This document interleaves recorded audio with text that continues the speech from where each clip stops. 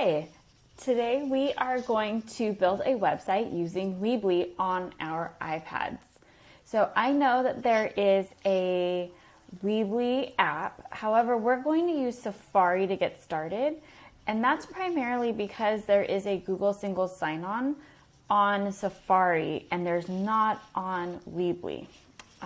So if you have a Weebly account, then you will go ahead and select login in the top right.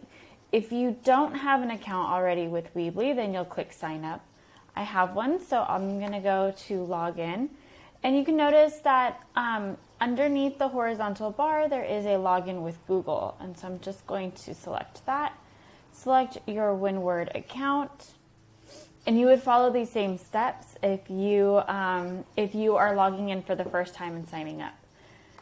So from here, again, this is I already have some websites available that I've already created.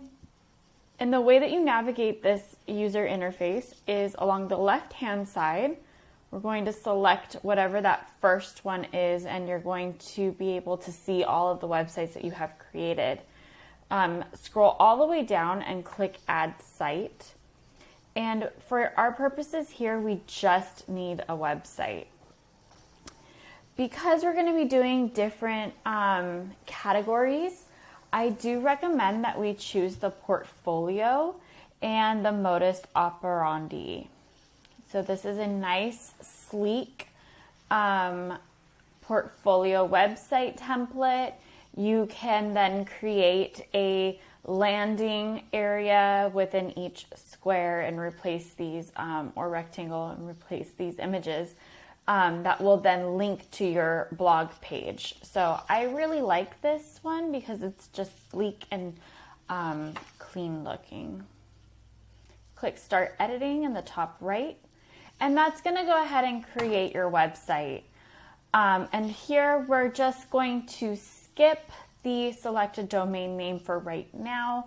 You can always reset that in the settings, and we'll do that in the next video. So now we have created or started our website, or at least gotten it started. So here you can click on your image. You can replace the image from your computer, which would be your iPad. Again, remember we are in Safari, we're not in the Weebly app. The app is a little bit different, and if you want to use the app, you can. You just, there's not an available way to log in using the Google single sign-on.